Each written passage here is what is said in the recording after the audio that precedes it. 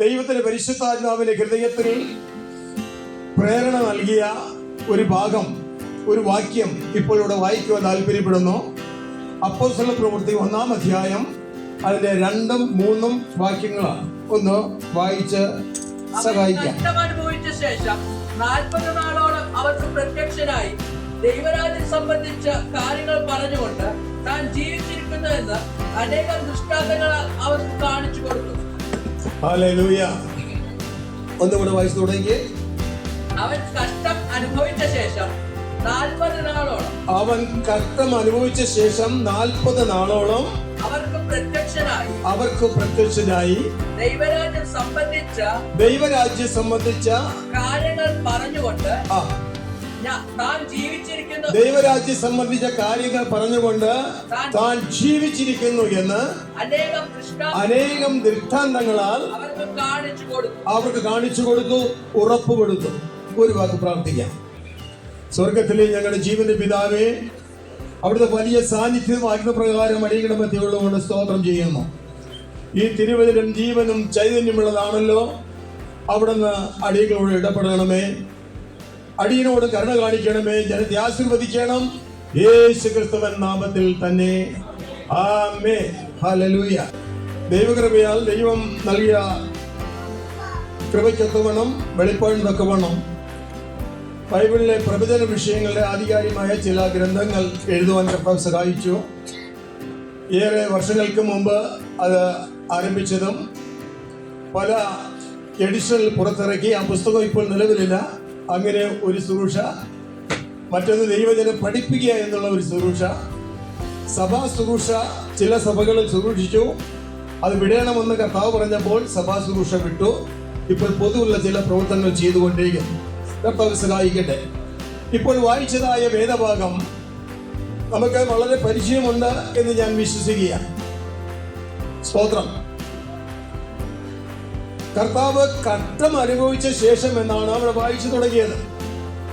കഷ്ടം അനുഭവിച്ചത് എന്ന് പറയാൻ കാൽവരി ക്രൂശിൽ പരമയാഗമായി തീരുന്ന അതുവരെയും ഏലോഹി ഏലോഹി ലമ്മ ശബത്താനി എന്ന് ഉറക്ക നിലവിളിച്ച് പ്രാണനെ വിട്ട ആ നിമിഷം വരെയുമുള്ള കഷ്ടാനുഭവങ്ങളുടെ ആ ഭീകരതയാണ് കഷ്ടം അനുഭവിച്ച ശേഷം എന്ന് വ്യക്തമാക്കുന്നത്. അപ്പോൾ ഗെത്സമന തോട്ടം മുതൽ കാൽവരി ക്രൂശ് വരെയുമുള്ള തന്റെ വ്യതകൾ, കഷ്ടതകൾ, അവസാനത്തുള്ള രക്തം വരെയും ചിന്തിയതായ ആ നിമിഷം വരെയുമുള്ള സകല കാര്യങ്ങളും ഉൾപ്പെടുത്തിയ 1-ാമത്തെ ഭാഗമാണ് ആദ്യം വായിച്ചതായ ആ ഭാഗം. 2-ാമത്തെ ഭാഗം കഷ്ടം അനുഭവിച്ച ശേഷം 40 നാളോളം ജനത്തിന് പ്രത്യക്ഷപ്പെട്ടുകൊണ്ടേയിരുന്നു. യേശുവിന്റെ പ്രിയ ശിഷ്യന്മാർക്ക് വെളിപ്പെടുന്നതിന് മുന്നമേ തന്നെ മറിയയ്ക്ക് പ്രത്യക്ഷപ്പെട്ടതും സഹോദരിമാർക്ക് ഒരുമിച്ച് പ്രത്യക്ഷപ്പെട്ടതുമായ പ്രത്യക്ഷത, യേശുവിന്റെ ശിഷ്യഗണങ്ങൾക്ക് പലപ്പോഴായി പലയിടത്ത് വെച്ച് പ്രത്യക്ഷപ്പെട്ടതും, അങ്ങനെ പ്രധാനപ്പെട്ട 10 പ്രത്യക്ഷതകളെ കുറിച്ച് പറഞ്ഞിട്ടുണ്ട്. ആ പ്രത്യക്ഷതകൾ സ്തോത്രം ക്രമമായി മുഴുവനും നമുക്ക് ഇത് ഗ്രഹിക്കുവാൻ അല്പപ്രയാസമാണ്. എന്നാലും മരിച്ചവരുടെ ഇടയിൽ നിന്നും തിരുവചനം ഉറപ്പ് നൽകിയിരിക്കുന്നത് പോലെ 3-ാം നാൾ ഉയർത്തെഴുന്നേറ്റു. സ്തോത്രം. തുടർന്ന് 40 നാളോളം ശിക്ഷഗണങ്ങൾക്ക് പ്രത്യക്ഷപ്പെട്ടുകൊണ്ടേയിരുന്നു. സ്തോത്രം. ഹല്ലേലൂയ. മരിച്ചവനാകുന്നുവെങ്കിലും മരണത്തോടുകൂടെ എല്ലാം അവസാനിച്ചില്ല എന്ന് വ്യക്തമാക്കുന്ന, മരണത്തിനെയും പാതാളത്തിനെയും താക്കോൽ കൈവശമാക്കി മരണപാശങ്ങളെ അറുത്തുകൊണ്ട് പാതാള വേദനയിൽ നിന്ന് തന്റെ ജനത്തെ വിടുവിച്ചുകൊണ്ട് ലോകരാജ്യങ്ങളുടെ സകല മാനവരാശിക്കും രക്ഷകനായി, ലോകരക്ഷകനായി, സകല മാനവരാശിക്കും ഏക മധ്യസ്ഥനായി അവൻ ഉയർത്തെഴുന്നേറ്റു, സ്വർഗാരോഹണം ചെയ്തു. അതുവരെയുമുള്ള കാര്യമാണ് അതിനകത്ത് രേഖപ്പെടുത്തിയിരിക്കുന്നത്. അത് യേശുക്രിസ്തുവിന്റെ 33 വർഷത്തെ ചരിത്രമാണ്, അല്ലെങ്കിൽ 33.5 വർഷത്തെ ചരിത്രമാണ്. അപ്പോൾ യേശു രക്ഷകനായി വന്നു, രക്ഷകനായി വെളിപ്പെട്ടു, അത്ഭുതങ്ങളും അടയാളങ്ങളും ചെയ്തു. അങ്ങനെ തുടർന്നുകൊണ്ടേയിരുന്നു. 3.5 വർഷത്തെ ശുശ്രൂഷ അനന്തരം പാപികൾക്ക് പാപപരിഹാരകനായി ഏക രക്ഷകനായി കാൽവരി ക്രൂശിൽ യാഗമായി തീർന്നു. മരണത്തെ വെന്ന് ഉയർത്തെഴുന്നേറ്റു, സ്വർഗത്തിലേക്ക് ആരോഹണം ചെയ്തു. അപ്പൊ ആരോഹണം ചെയ്തത് 40ാമത്തെ ദിവസമാണെന്ന് നിങ്ങൾക്കറിയാം എന്ന് ഞാൻ കരുതുന്നു. യേശു ക്രിസ്തുവിന്റെ ഉയർത്തെഴുന്നേൽപ്പ് 3-ാം ദിവസവും സ്വർഗാരോഹണം 40ാം ദിവസമാണ്. സ്തോത്രം. ആ 40ാം ദിവസം വരെയുമുള്ള കാര്യത്തിന്റെ ഇടയിൽ മർമ്മപ്രധാനമായ ഒരു വിഷയമുണ്ട്. അതെന്താണെന്നുള്ളത് കർത്താവ് ഈ വായിച്ച വാക്യത്തിൽ തന്നെ അതിന്റെ 3-ാം ഭാഗം ആ വാക്യത്തിൽ തന്നെ പറയുന്നുണ്ട്. ഒന്നുകൂടെ വായിച്ചേ. താൻ ജീവിച്ചിരിക്കുന്നുവെന്ന് അനേകം ദൃഷ്ടാന്തങ്ങൾ, മരിച്ചവരുടെ ഇടയിൽ നിന്ന് ജീവിച്ചിരിക്കുന്നുവെന്ന് അനേകം ദൃഷ്ടാന്തങ്ങളാൽ അവർക്ക് കാണിച്ചു കൊടുത്തു. ദൃഷ്ടാന്തങ്ങൾ, അത്ഭുതങ്ങളും അടയാളങ്ങളുമാണ് അവിടെയും. സ്തോത്രം. അവർക്ക് കാണിച്ചു കൊടുത്തു. ഞാൻ ജീവിച്ചിരിക്കുന്നു. മരണത്തോടുകൂടെ എല്ലാം അസ്തമിച്ചില്ല, എല്ലാം അവസാനിച്ചില്ല. ഇതാ ഞാൻ ജീവിച്ചിരിക്കുന്നു. Praise the lord. ദുഃഖിതരും ക്ഷീണിതരുമായി വേദനയാൽ ഭാരപ്പെടുന്ന, പ്രത്യാശയ്ക്ക് വകയില്ലാത്ത അവസ്ഥയിൽ ശിക്ഷകണങ്ങളും ജനങ്ങളും ആയിരിക്കുമ്പോൾ കർത്താവ് പലപ്പോഴായി പ്രത്യക്ഷപ്പെട്ട് പറഞ്ഞു, സ്തോത്രം, ഇതാ ഞാൻ ജീവിച്ചിരിക്കുന്നു. ഒന്ന് പറഞ്ഞേ, ഞാൻ ജീവിച്ചിരിക്കുന്നു. നമ്മുടെ കർത്താവ് ജീവിച്ചിരിക്കുന്ന കർത്താവാണ്. മരണത്തോടുകൂടെ ശവക്കുഴിയോടുകൂടെ അവസാനിച്ച ഒരു ചരിത്രമല്ല. ശവക്കുഴി തുറന്ന് പുറത്തേക്ക് ദൈവമായി വന്ന കർത്താവ് പറയുന്നു, ഞാൻ ജീവിച്ചിരിക്കുന്നു. സ്തോത്രം. നമ്മുടെ ചെറുതും വലുതുമായ ഏത് വിഷയമായിക്കൊള്ളട്ടെ, ഭൗമിക വിഷയമായിക്കൊള്ളട്ടെ, ആത്മീയ അനുഗ്രഹ വിഷയമായിക്കൊള്ളട്ടെ, ശാരീരികമായ സൗഖ്യമായിക്കൊള്ളട്ടെ, ഏത് വിഷയത്തിനും കർത്താവിൽ ആശ്രയിക്കാം. കർത്താവൻ നല്ലവൻ തന്നെയാണ്. Price the Lord. ഹല്ലേലൂയ. യേശു ക്രിസ്തു ഉയർത്തു ജീവിക്കുന്നു, പരലോകത്തിൽ ജീവിക്കുന്നു. യേശു ക്രിസ്തു ഉയർത്തു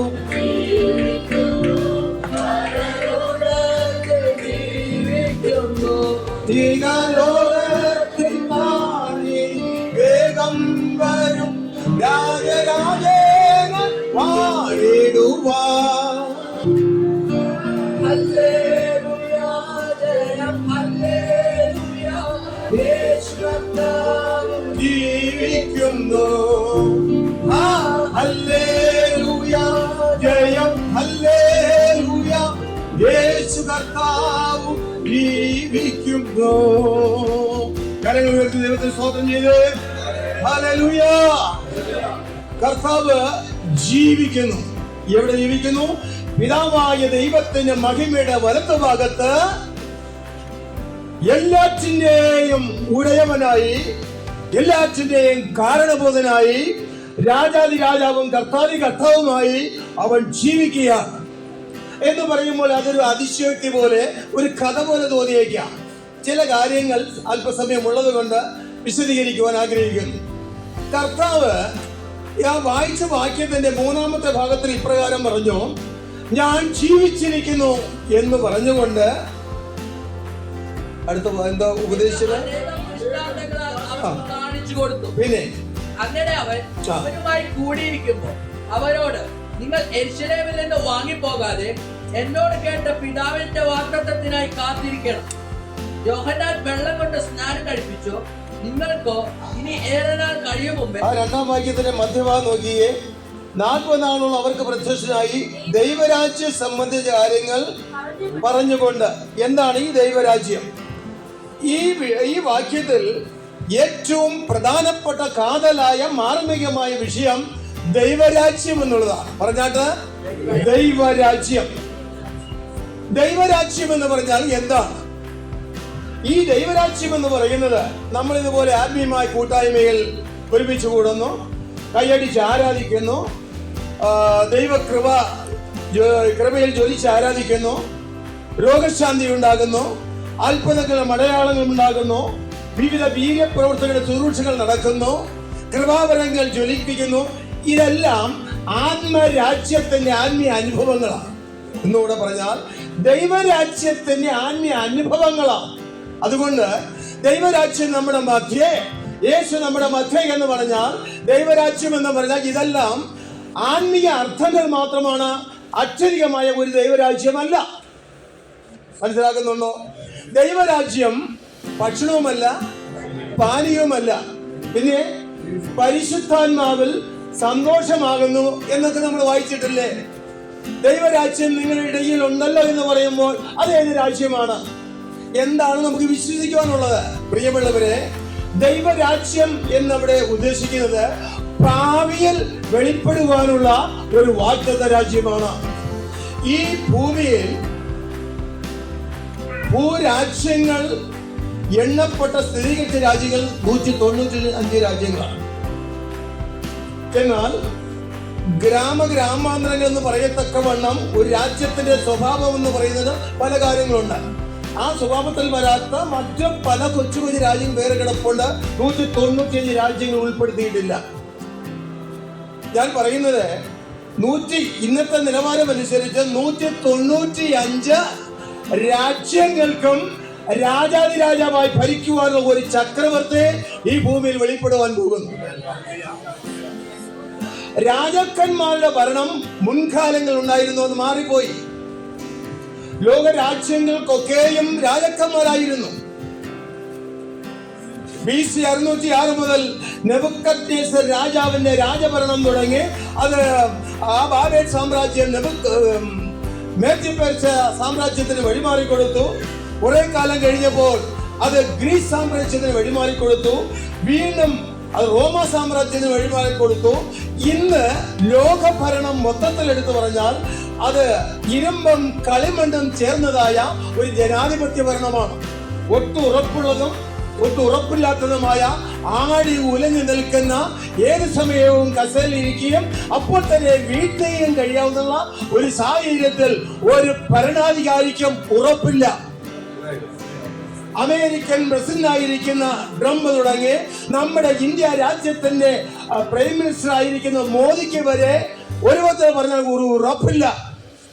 ജനങ്ങളാൽ തിരഞ്ഞെടുക്കപ്പെട്ട ജനാധിപത്യ ഭരണം ഏകാധിപത്യവും സ്വേച്ഛാധിപത്യമായി ഇങ്ങനെ ഭരിച്ചുകൊണ്ടിരിക്കുന്ന ഭരണം അധികം നാൾ ഇനി മുന്നോട്ട് പോകുകയില്ല.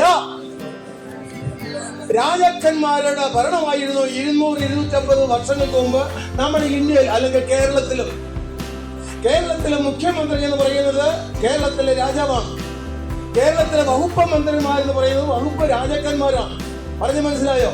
ഇന്ന് മന്ത്രിഭരണമാണ്. ഈ മന്ത്രിഭരണം മാറും. ഞാൻ പറയുന്ന ആ മർമ്മത്തിലേക്ക് നിങ്ങൾ പറയണം. കേവലം ഒരു സങ്കല്പമല്ല ദൈവരാജ്യം, കേവലം ഒരു സങ്കല്പമല്ല സ്വർഗരാജ്യം. അപ്പോൾ സ്വർഗരാജ്യമെന്നും ദൈവരാജ്യം എന്നുള്ള പദം നിങ്ങൾക്ക് ഒത്തിരി കേട്ടു പരിചയമുള്ളതായിരിക്കും. ചിലർ പ്രസംഗിച്ച് കേട്ടിട്ടുണ്ട്, ദൈവരാജ്യമോ എവിടെ ആർക്കറിയാം. സ്വർഗരാജ്യമോ അത് സ്വർഗത്തിലായിരിക്കും. എന്നാൽ വ്യക്തമായി ബൈബിൾ നമുക്ക് ഉറപ്പ് നൽകുന്ന ഭാഗത്തിലേക്ക് വരാൻ താല്പര്യപ്പെടുകയാണ്. ഹല്ലേലൂയ. സന്തോഷമുള്ളവരാണോ കേട്ട് നമുക്കത് അനുഗ്രഹമായിട്ട് തോന്നുന്നുണ്ടോ? Hallelujah, hallelujah, hallelujah. ദൈവരാജ്യം സംബന്ധിച്ച കാര്യങ്ങൾ പറഞ്ഞുകൊണ്ട് ഞാൻ ജീവിച്ചിരിക്കുന്നു എന്ന് അനേകം ദൃഷ്ടാന്തങ്ങളാൽ കർത്താവ് ഉറപ്പ് കൊടുത്തു. ആ ദൃഷ്ടാന്തങ്ങൾ ഇവിടെ രേഖപ്പെടുത്തിയിട്ടില്ല. 3.5 വർഷത്തെ പരസ്യ ശുശ്രൂഷയിലുള്ള ദൃഷ്ടാന്തങ്ങളെ പലതും അതിപ്രധാനപ്പെട്ടത് ഇതിനകത്ത് രേഖപ്പെടുത്തിയിട്ടുണ്ട്. അതിൽ ഏറ്റവും കൂടുതൽ രോഗശാന്തിയുമായി ബന്ധപ്പെട്ട് കിടക്കുന്ന കാര്യമാണ്. ഹാർട്ട് അറ്റാക്കിൽ നിന്ന് ജീവിപ്പിക്കുവാൻ കഴിയും. മാരകമായ വ്യാധിയിൽ നിന്ന് ഇന്നും ജീവിപ്പിക്കുവാൻ കർത്താവിന് കഴിയും. ക്യാൻസർ രോഗം പോലെയുള്ള മാരകമായ രോഗത്തിൽ നിന്നും പൂർണ്ണമായി വിടുതൽ നൽകുവാൻ കർത്താവിന് ഇന്നും കഴിയും. Price the Lord. അവൻ ഇന്നലെയും ഇന്നും എന്നേക്കും അനന്യം തന്നെ. കേട്ട പരിചയമോ അനുഭവ പരിചയമുള്ള ഒരു കാര്യം നിങ്ങൾക്ക് ഓർക്കുവാൻ പറയുന്നു. മെഡിക്കൽ കോളേജ് പോലെ അല്ലെങ്കിൽ ഏറ്റവും വലിയ ഹോസ്പിറ്റലിൽ നിന്നും മരണത്തിന് വേണ്ടി വിധിച്ച് ഡിസ്ചാർജ് ചെയ്യപ്പെട്ട മണിക്കൂറുകൾ മാത്രം ജീവിച്ചിരിക്കുമെന്നും അല്ലെങ്കിൽ 2 ദിവസത്തിനകത്ത് മരിക്കുമെന്ന് പറഞ്ഞ് വിധികൾ പറഞ്ഞു വിട്ട അനേകം വിശ്വാസികൾ ദീർഘവർഷങ്ങളായി പൂർണ്ണ ആരോഗ്യമായി ജീവിച്ചിരിക്കുന്നു. എന്തുകൊണ്ടെന്നറിയാമോ? കർത്താവ് അന്ന് സൗഖ്യമാക്കിയെങ്കിൽ അതുപോലെ തന്നെ ഇന്നും അവൻ സൗഖ്യദായകനാണ്, അവൻ സൗഖ്യമാക്കുന്നവനാണ്. എനിക്ക് സ്ട്രോക്ക് വന്നു, അന്ന് ആശുപത്രി പോയില്ല. നിയമപരമായിട്ട് 4 മണിക്കൂറിന് മുമ്പ് ആശുപത്രി പോകണമെന്നാണ്, പക്ഷെ അന്ന് പോയില്ല. പിറ്റേ ദിവസം അനേകം നിർബന്ധം കൊണ്ടൊന്ന് പോയി. ചില ദിവസം ആശുപത്രിയിൽ കിടന്നു, അത് സത്യമാണ്. പക്ഷേ ആരോഗ്യവും രോഗശാന്തിയും അത്ഭുതവും ദൈവത്തിന് മഹാദാനമാണ്. സ്തോത്രം. എനിക്ക് വാക്കുകൾക്ക് വലിയ അവ്യക്തതയൊന്നുമില്ല, ഓർമ്മയ്ക്കും വലിയ കുഴപ്പമില്ല, ചലനത്തിനും നടത്തയ്ക്കും വലിയ കുഴപ്പമില്ല. ചെറിയ കുഴപ്പങ്ങളില്ലാത്ത ഒരു മനുഷ്യനും ഭൂമിയിലില്ല. സ്തോത്രം. അപ്പോൾ ഞാൻ മറ്റൊരു കാര്യം കൂടെ പറയട്ടെ.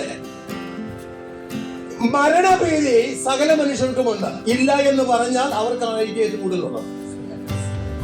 ജനിക്കുന്ന കുഞ്ഞ് മരിക്കത്തക്കോണം മച്ചുറായിട്ടാണ് ജനിക്കുന്നത്. അത് 60, 70, 80, 90 വയസ്സ് വരെ നീണ്ടെന്ന് വരാം. ആ ദീർഘിക്കുന്ന ആ കാലയളവിനെയാണ് ഒരായുസ് എന്ന് പറയുന്നത്, അല്ലേ? ഇതിനിടയിൽ വാത്സല്യ സഹോദരി സഹോദരന്മാരെ, ദൈവദാസന്മാരെ, നമ്മെ കൊണ്ട് ഒരു കാര്യം ദൈവം ചെയ്യിക്കുവാൻ ഉദ്ദേശിക്കുന്നുവെങ്കിൽ അത് ചെയ്ത് പൂർത്തീകരിക്കാതെ ഭൂമിയിൽ നിന്ന് മാറ്റുകയില്ല. ആക്സിഡന്റ് ഉണ്ടായാലും, അസ്ഥികൾ ഒടിഞ്ഞാലും, വിടലി ഒടിഞ്ഞാലും, മാരക രോഗം വന്നാലും, ഏത് പ്രതികൂല പ്രതിസന്ധിയിൽ കൂടെ നാം കടന്നു പോകേണ്ടി വന്നാലും നമ്മെ കുറിച്ചുള്ള ദൈവത്തിന് ഒരു മുൻനിർണയമുണ്ട്. അത് പൂർത്തീകരിക്കാതെ ഈ ലോകം വിട്ടു പോവുകയില്ല.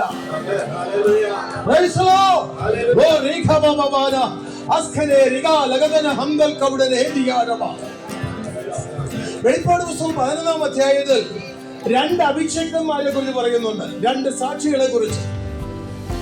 അവർക്ക് ശുശ്രൂഷിക്കുവാൻ കർത്താവ് കൽപ്പിച്ചതായ കാലയളവ് വെറും 3.5 വർഷമാണ്. നിങ്ങൾ അറിയാം എന്നുള്ള നിലയിലാണ് പറയുന്നത്. റെഫറൻസ് വായിച്ചാൽ അതിന് കാര്യകരണം തെളിയിക്കാനുള്ള സമയമല്ല. ആ 2 സാക്ഷികളുടെ വീര്യപ്രവൃത്തികളിൽ മുന്നേറിയപ്പോൾ അവർ അധികാരം നേടിയ രാജ്യത്തിലെ ഉന്നതന്മാർക്ക് പോലും ഭയമായി, വിറയലായി. അവിടെ എഴുതിയിരിക്കുന്നു, അവിടെ സാക്ഷ്യം തികച്ച ശേഷം എന്ന് പറഞ്ഞാൽ അവരിൽ ദൈവം ഉദ്ദേശിച്ച ശുശ്രൂഷ പൂർണ്ണമായും നിവർത്തിച്ച ശേഷം ആഴത്തിൽ നിന്ന് കയറി വന്ന മൃഗം അവരെ കൊന്നുവന്നാണ്. അങ്ങനെയാണോ? വായിച്ചു പരിചയമുണ്ടോ? വായിപ്പിക്കാൻ സമയമില്ല. ആഴത്തിൽ നിന്ന് കയറി വന്ന മൃഗം എന്ന് പറഞ്ഞാൽ പാതാള ശക്തിയാണ്, പൈശാചികമായ ശക്തിയാണ്, അത് ദുർഭൂതങ്ങൾ ഇടപെട്ട കാര്യമാണ്. ഒന്നുകൂടെ പറഞ്ഞാൽ, ഒറ്റ വാക്കിൽ ഇങ്ങനെ പറയാം, ആന്റിക്രൈസ്റ്റിന്റെ ശക്തിയോടുകൂടെ അന്നത്തെ സൈന്യം ആ 2 അഭിഷേകന്മാരെ കൊന്നെന്ന് എഴുതി വെച്ചിരിക്കുന്നത്. അത് അങ്ങനെ തന്നെ നടക്കുമെന്നുള്ളതിന്റെ പ്രവചനമാണ്. അതാണ് പെർഫെക്റ്റ് ടെൻസിൽ അവിടെ എഴുതിയിരിക്കുന്നത്. പൂർത്തീകരിക്കപ്പെട്ടതും നടക്കാൻ പോകുന്ന കാര്യമാണ്. അത് ചെയ്ത് തീർത്തതിന് ശേഷം മാത്രം. അങ്ങനെയാണെങ്കിൽ നാളെ എന്ത് ഭവിക്കുമെന്ന് വിചാരപ്പെട്ട് മനം കലങ്ങിയിരിക്കുന്ന യുവാക്കന്മാരോ മാതാപിതാക്കളോ ഉണ്ടെങ്കിൽ ഞാൻ പറയട്ടെ, നിന്നെ കുറിച്ചുള്ള ദൈവത്തിന്റെ പദ്ധതിയും ഉദ്ദേശം എന്താണോ അത് പൂർത്തീകരിക്കപ്പെടുക എന്നുള്ളത് ദൈവത്തിന്റെ പദ്ധതിയാണ്. സ്തോത്രം, സ്തോത്രം, സ്തോത്രം. ഈ ചടയമംഗലം എന്ന് പറഞ്ഞ സ്ഥലത്ത് ചില വർഷങ്ങൾക്ക് മുമ്പ് മലയാള മനോരമ പത്രത്തിൽ ഫ്രണ്ട് പേജിൽ 1/4 പേജ് വലിപ്പത്തിൽ ന്യൂസ് വന്നു.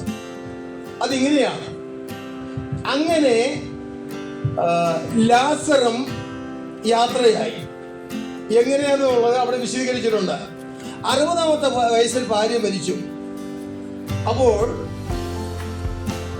ഭർത്താവിന് 70 വയസ്സ്. ഭാര്യ മരിച്ചു. ഇനി അധികം ദിവസം ജീവിച്ചിരിക്കലെന്നുകൊണ്ട് പെട്ടെന്ന് തന്നെ 2 കല്ലറ പണിതു, 2 ശവപ്പെട്ടി മേടിച്ചു, വേഗത്തിൽ കാര്യങ്ങൾ ഒരുക്കി ഭാര്യ അടക്കം ചെയ്തു. ഭർത്താവ് ശവപ്പെട്ടി വാങ്ങി വെച്ച് അത് കണ്ടുകൊണ്ട് ഒരു ദിവസം ജീവിക്കുകയാണ്. ഞാൻ മരിക്കും, മരിക്കും, മരിക്കും. 25 വർഷം കഴിഞ്ഞിട്ട് ആള് മരിച്ചില്ല. ഈ ശവപ്പെട്ടി ദ്രവിച്ചു പോയി, വാങ്ങി വെച്ച വസ്ത്രവും പഴകിപ്പോയി, ആള് ജീവിച്ചിരിക്കണം. മരണത്തിന് വേണ്ടി ഏൽപ്പിച്ചു കൊടുത്താലും മരിക്കുന്നില്ല. മനസ്സിലായോ? മരണഭയമുള്ളവനും മരിക്കാതിരിക്കുന്നില്ല. കുഞ്ഞുങ്ങളുടെ വളർച്ചയും വിദ്യാഭ്യാസവും ഉന്നത ജോലിയും അവരുടെ സാമ്പത്തികമായ ഭദ്രതയും ഭാവിയിൽ അവരുടെ കുടുംബ ജീവിതം എന്തായിത്തീരും എന്നതിനെ കുറിച്ച് പ്രിയമുള്ളവരെ നമ്മൾ മനം കലങ്ങിയും തളർന്നു മരിക്കുന്നവരാകുന്നുവെങ്കിൽ ദൈവത്തിന് എന്നെ കുറിച്ചും നിന്നെ കുറിച്ചും വ്യക്തമായ ഒരു പദ്ധതി കൊണ്ട് അങ്ങനെ തന്നെ സംഭവിക്കും. സ്തോത്രം സ്തോത്രം സ്തോത്രം സ്തോത്രം സ്തോത്രം. യോഹന്നാന്റെ സുവിശേഷം 17-ാം അധ്യായം മുഴുവനും യേശുക്രിസ്തുവിന്റെ പൗരോഹിത്യ പ്രാർത്ഥനയായിട്ടാണ് പൊതുവിൽ വിശ്വസിച്ചു പോരുന്നത്. അതങ്ങനെ തന്നെയാണ്. അവിടെ തനിക്ക് ദൈവം കൊടുത്ത ശുശ്രൂഷയുടെ കാലയളവ് എത്രയാണെന്നറിയാമോ? നമ്മുടെ കർത്താവും ദൈവമായ രക്ഷകനായ ഏകരക്ഷകനായ ഏകമധ്യസ്ഥനായ യേശുക്രിസ്തുവിന്റെ ഈ ലോകത്തിലെ പ്രവർത്തന കാലയളവ് വെറും 3.5 വർഷമായിരുന്നു. വയസ്സല്ല, പ്രവർത്തന കാലയളവ് 3.5 വർഷമായിരുന്നു. ആ 3.5 വർഷമായപ്പോൾ താൻ പിതാവിനോട് ക്രൂശിൽ കയറുന്നതിന് മുമ്പുള്ള ഒരു മധ്യസ്ഥ പ്രാർത്ഥനയായിട്ട് ആ അധ്യായത്തിൽ കുറെ കാര്യങ്ങൾ പറഞ്ഞിട്ടുണ്ട്. തുടങ്ങുന്നത് പിതാവേ ഞാനും നീ ഒന്നാണ്. ആ വലിയൊരു ബന്ധത്തെ കുറിച്ച് പറഞ്ഞതിന് ശേഷം പറയുന്നു, പിതാവേ നീ എനിക്ക് ചെയ്യുവാൻ തന്ന പ്രവൃത്തി ഞാൻ ചെയ്ത് തികച്ചിരിക്കുന്നു. കണ്ടോ, നീ എനിക്ക് ചെയ്യുവാൻ തന്ന പ്രവൃത്തി ചെയ്ത് തികച്ചിരിക്കുന്നു എന്ന് പറയുമ്പോൾ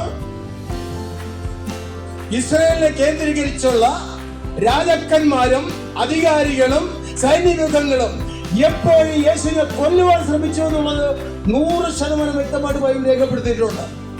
കർത്താവ് ഒഴിഞ്ഞു പോയ കാര്യങ്ങൾ അവിടെ മാറിപ്പോയി എന്നൊക്കെ അവിടെ രേഖപ്പെടുത്തിയിട്ടുണ്ട്. കാരണം ഇത്രയേ ഉള്ളൂ, കർത്താവിന്റെ പ്രവൃത്തി 3.5 വർഷം കൊണ്ട് ചെയ്ത് പൂർത്തീകരിക്കണം. അതിനുശേഷം മരണം ഉയർത്തെഴുന്നേൽപ്പ് നടക്കണം.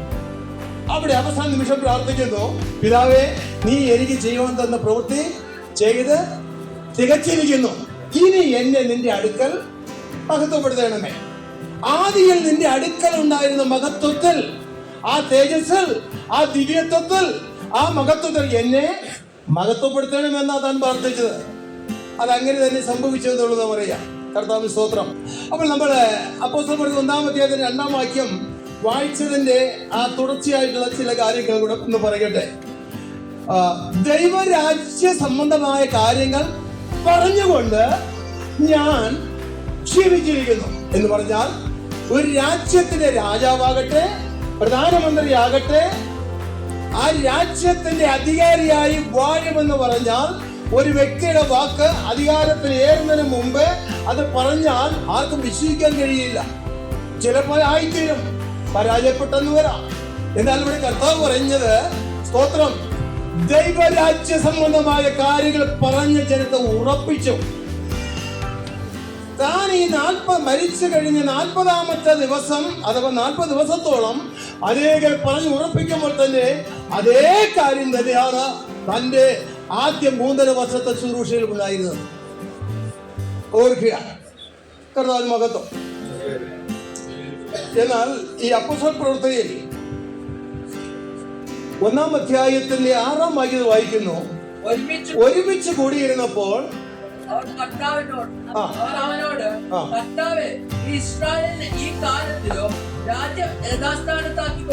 ഒരു ദൈവരാജ്യത്തെ കുറിച്ച് പറഞ്ഞു. യേശുവിന്റെ 15 ശിഷ്യന്മാരെന്ന് ഒലിവുമലയുടെ ഏറ്റവും നെറുകയിൽ മുകളിലുണ്ട്. ഒരുവൻ ഒഴിഞ്ഞുപോയി. അവരോട് ദൈവരാജ്യത്തെ കുറിച്ച് പറഞ്ഞ് ആവേശകരമായ, പ്രത്യാശകരമായ, നിത്യമായ ഒരു ആവേശം അവിടെ ഉള്ളിൽ കൊടുത്തു, ദൂത് കൊടുത്തു. അപ്പോൾ അവർക്ക് ആവേശമായി, കർത്താവേ പറയുക, ഈ കാലഘട്ടത്തിലാണോ നീ രാജ്യം ഞങ്ങൾക്ക് യഥാസ്ഥാനത്താക്കി തരുന്നത്? എന്താണ് ഇതിന്റെ കാര്യം? അങ്ങനെ വെളിപ്പെടുവാനുള്ള ഒരു രാജ്യമാണ് ഞങ്ങൾക്കറിയാം. ഈ തൊട്ട് മുമ്പുള്ള നാളുകളിലെ ഞങ്ങൾക്ക് ഉറപ്പ് നൽകുന്നത് ഇസ്രായേൽ ഗോത്രം 12 ന്യായം വിധിക്കുന്ന ന്യായാധിപന്മാരായിരിക്കും ഞങ്ങൾ. യേശുവിന്റെ ശിഷ്യന്മാരോട് പറഞ്ഞതാണ്, നിങ്ങൾ ഇസ്രായേൽ ഗോത്രം 12 ന്യായം വിധിക്കുന്ന ന്യായാധിപന്മാരായി എന്ന് പറയാൻ നാട്ടുരാജാക്കന്മാരായിരിക്കുമെന്നാണ്. ഇസ്രായേൽ ഗോത്രം 12 ആണ്. 12 സ്റ്റേറ്റുകളായിട്ടാണ് വിഭജിച്ചിരിക്കുന്നത്. അവയെക്കുറിച്ചുള്ള ചരിത്രപരമായിട്ടുള്ള ഒരുപാട് കാര്യങ്ങൾ മുമ്പും പിമ്പും പറയാനുണ്ട്. എന്നാൽ പറഞ്ഞിരിക്കുന്ന വ്യക്തമായ വാക്യത്തിന്റെ ഉറപ്പുകൾ നിങ്ങൾക്കുണ്ടാകട്ടെ. അങ്ങനെ ഇസ്രായേൽ എന്ന ഒരു രാജ്യത്തിൽ ഞാൻ രാജാവായി ഭരിക്കുമ്പോൾ നിങ്ങൾ ഇസ്രായേലിനെ ഭരിക്കുന്ന നാട്ടുരാജാക്കന്മാരായിരിക്കും. അത് ഉറപ്പ് കൊടുത്തതാണ്. അപ്പോൾ അത് മനസ്സിൽ കിടന്ന് കത്തുകയാണ്. ഇവിടെ ചോദിക്കുന്നു, യേശുവേ പറയുക, ഈ കാലത്തിലാണോ രാജ്യം യഥാസ്ഥാനത്തായി തരുന്നത്? അപ്പോൾ അങ്ങനെ ഒരു രാജ്യം വെളിപ്പെടേണ്ടതായിട്ടുണ്ട്. ആ രാജ്യത്തെ കുറിച്ചാണ് ആവേശകരമായി സംസാരിക്കുന്നത്. വീണ്ടും ഒന്നുകൂടെ ഓർപ്പിക്കാൻ ഞാൻ യേശുവിന്റെ പൂർവ്വ പ്രസംഗത്തിൽ ഒരു ഭാഗം എടുത്ത് അത് വായിപ്പിക്കാം. അത് നിങ്ങൾ ശ്രദ്ധിക്കണം. 2340 വാക്യങ്ങൾ, റെഫറൻസ് വാക്യങ്ങളുണ്ട്. എത്ര വാക്യം വായിപ്പിക്കാൻ നോക്കും? ഒരു വാക്യം വായിപ്പിക്കാം.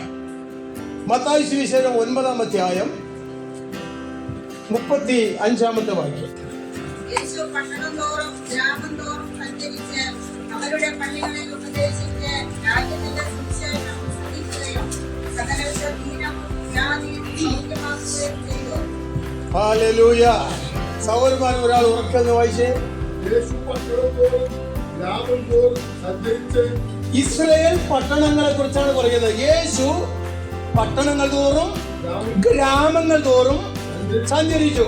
മറ്റൊരു ഭാഗത്ത് അത് വായിക്കുന്നു, പട്ടണങ്ങൾ തോറും ഗ്രാമങ്ങൾ തോറും ചുറ്റി ചുറ്റി സഞ്ചരിച്ച് അവിടെ പള്ളികളിൽ പോയി ഉപദേശിക്കാൻ തുടങ്ങിയെന്ന. ഓക്കെ, ഇപ്പൊ വായിച്ചിട്ട് ബാക്കി വായിക്കൂ. അവരുടെ പള്ളികളിൽ ഉപദേശിച്ച്. പള്ളികളിൽ ഉപദേശിച്ചു. രാജ്യത്തിന്റെ സുവിശേഷം. പള്ളികളിൽ ഉപദേശിച്ചു. ഏതാ പള്ളി? ക്രിസ്തീയ ദേവാലയങ്ങളൊന്നുമല്ല. യേശു ക്രിസ്തു 33.5 വയസ്സ് വരെ ഉണ്ടായിരിക്കുന്നതിനിടയിൽ ക്രിസ്തീയ ദേവാലയങ്ങൾ ഉണ്ടായിട്ടില്ല. അപ്പോൾ ആ പറയുന്ന പള്ളി ഏതാണ്? യഹൂദന്മാരുടെ സിനഗോഗുകളാണ്. കേരളത്തിൽ എറണാകുളത്തെ ബേസ് ചെയ്തും ഇന്ത്യയുടെ പല ഭാഗത്ത് സിനഗോഗുകളൊന്നുണ്ട്. യഹൂദന്മാർ അവിടെ ഇല്ല, അവരവരുടെ നാട്ടിലേക്ക് പോയി കഴിഞ്ഞു. പല പള്ളികളും ഞാൻ സിനഗോഗുകൾ പോയി സന്ദർശിച്ചിട്ടുണ്ട്. വലുതും ചെറുതുമായ ആഡംബരമായ പല പള്ളികളാണ്. അത് ലോകരാജ്യത്തിൽ എവിടെയെല്ലാം യഹൂദന്മാർ ചിതറിപ്പോയി താമസിച്ചുവോ അവിടെയെല്ലാം സിനഗോഗുകളുണ്ട്. നിയമപരമായി അവർ പാർക്കുന്ന ഇടത്തിൽ നിന്നും 1 കിലോമീറ്റർ ഡിസ്റ്റൻസിൽ പള്ളികൾ വേണമെന്നാണ്. അവർക്ക് തോറ അഥവാ ന്യായപ്രമാണവും പ്രവാചക പുസ്തകവും സങ്കീർത്തനങ്ങളും, അതാണ് 3 ക്രമം. പുതിയ നിയമം അവർക്കില്ല. അത് വായിക്കുക, ധ്യാനിക്കുക, അവയെക്കുറിച്ച് വ്യാഖ്യാനിക്കുക, പ്രസംഗിക്കുക, പഠിപ്പിക്കുക, അവരെ ആശീർവദിക്കുക, ഇങ്ങനെയുള്ള ക്രമീകരണം എല്ലാ സിനഗോഗുകളുമുണ്ട്. റബ്ബിമാരുണ്ട്, അവിടെ പണ്ഡിതന്മാരുണ്ട്, യഹൂദ പ്രഭുക്കന്മാരുണ്ട്. കുറച്ച് ജാതികളിൽ നിന്നും അവരുടെ ഇടയിലേക്ക് വന്ന് വചനം സ്വീകരിക്കുന്നവരുണ്ട്. ആ പള്ളികളെ തിരഞ്ഞ് സന്ദർശിക്കുക. ഇസ്രായേൽ ഗൃഹത്തിലെ കാണാതെ പോയ ആടുകളുടെ അടുക്കൽ അന്വേഷിച്ച് പോവുകയാണ്. കർത്താവിലാണ് ആദ്യം ചെയ്തത്. സ്വന്തം പള്ളികൾ ചെന്നു, അവരോട് ഉപദേശിച്ചു. അതല്ലേ വായിച്ചു നിർത്തിയത്? ഉപദേശിച്ചു എന്ന് പറഞ്ഞാൽ അവരുടെ അതുവരെയുമുള്ള നടപ്പിൽ നിന്ന് വ്യത്യസ്തമായിട്ടുള്ള ഒരു നല്ല നടപ്പിനെ കുറിച്ച്, അവരുടെ ജീവിത ക്രമത്തെ കുറിച്ച് ഒരു ഉപദേശം. എവിടെ ഉപദേശം കൊടുക്കുകയാണ്? തക്കതായ ഉപദേശം, ശുദ്ധീകരണത്തിന് വേണ്ട ഉപദേശം, ദൈവത്തിന് വചനപ്രകാരമായിട്ടുള്ള ആ പവിത്രതയിൽ നിലനിൽക്കുവാനുള്ള ഉപദേശം, അവരുടെ ഇടയിലുള്ളതായ അധാർമികത്വം, അവിടെ പോരായ്മകളെ വെളിപ്പെടുത്തിക്കൊണ്ടുള്ള ഉപദേശം. ആദ്യം അവരുടെ ശുദ്ധീകരണത്തിന് വേണ്ടി ഉപദേശം കൊടുത്തു. അടുത്ത വാക്ക് വായിച്ചേ. ഉപദേശിക്കുകയും രാജ്യത്തിന്റെ സുവിശേഷം പ്രസംഗിക്കുകയും ചെയ്തു. ഹല്ലേലൂയ. അപ്പൊ ഒന്നാമത് സിനഗോഗുകൾ പോയിട്ട് എന്ത് ചെയ്തത്? ഉപദേശിച്ചു. പിന്നെ രാജ്യത്തിന്റെ സുവിശേഷം പ്രസംഗിച്ചു. ആ രാജ്യം ഏതാണെന്നാണ് കർത്താവ് പലയിടങ്ങളിൽ ആവർത്തിച്ച് പ്രസംഗിച്ചതും അപ്പോസ്തലന്മാരെ പഠിപ്പിച്ചതും അപ്പോസ്തലന്മാർ പ്രസംഗിച്ചു തുടങ്ങിയതും. സ്തോത്രം, സ്തോത്രം, സ്തോത്രം.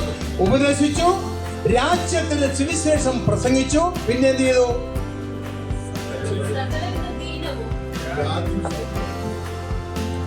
നമ്മുടെ ഇടയിൽ ലോകത്തിലെങ്ങും എല്ലാ ഭൂഖണ്ഡങ്ങളിലുമുള്ള എല്ലാ രാജ്യങ്ങളിലുമുള്ള ക്രൈസ്തവർക്ക് വേണ്ടത് ഈ അവസാനത്തെ പാട്ട് മാത്രമാണ്. ഏതാ? ഒന്ന് വായിച്ചേ. സകലവിധ ദീനവും വ്യാധിയും സൗഖ്യമാക്കി. സൗഖ്യമാക്കിയ. ഇതിനകത്ത് ഉൾപ്പെടാത്ത ഒരു രോഗവുമില്ല. മനസ്സിലാക്കണം. ഈ കാലാവസ്ഥയുടെ വ്യതിയാനം നിമിത്തം ശരീരത്തിലുണ്ടാകുന്ന പകർച്ചപ്പനികൾ തുടങ്ങി സാംക്രമിക രോഗങ്ങൾ തുടങ്ങി മരണഹേതുകരമായി തീരുന്ന വ്യാധികൾ ഉൾപ്പെടെ സകല ദീനവും സകല വ്യാധികളും സൗഖ്യമാക്കി. Praise the Lord. അതാണ് ഇന്ന് സകലർക്കും വേണ്ടത്. എനിക്ക് നിങ്ങൾക്ക് ഇന്ന് വേണ്ടത് അതാണ്. ഇവയെക്കുറിച്ച് പറഞ്ഞാൽ, ഇവയെക്കുറിച്ച് ആവേശം പിടിപ്പിച്ചാൽ കർത്താവ് ഇപ്പോൾ നിങ്ങളുടെ മധ്യേ ഇപ്പോൾ സൗഖ്യമാക്കുന്നത് പറഞ്ഞാൽ ആവേശമാണ്. അന്യഭാഷ പറയും, ഇന്ന് ഇളകും. കാരണം ഭൗമികമായ ബലഹീനമായ ഈ ശരീരത്തെ മാറ്റിയെടുക്കുവാനുള്ളതായ വ്യവസ്ഥയാണ്. സ്തോത്രം. ഈ ബലഹീനമായ ശരീരം ബലവത്തായ ശരീരമായി തീരണം. ദ്രവത്വമുള്ള ശരീരം അദ്രവത ശരീരമായി തീരണം. തേജസ്സില്ലാത്ത ശരീരം തേജസ്സുള്ള ശരീരമായി തീരണം. അങ്ങനെ ആയി തീരുമ്പോൾ മാത്രമേ രോഗം മാറി, മരണം മാറി, നിലവിളി മാറി, കണ്ണുനീർ മാറി നമ്മൾ വേറൊരു അവസ്ഥയിൽ എത്തിച്ചേരുകയുള്ളൂ. കാര്യങ്ങൾ ഗ്രഹിക്കുന്നു പറയുന്നത് സ്തോത്രം ചെയ്ത് ഹല്ലേലൂയ. കർത്താവിന് സ്തോത്രം.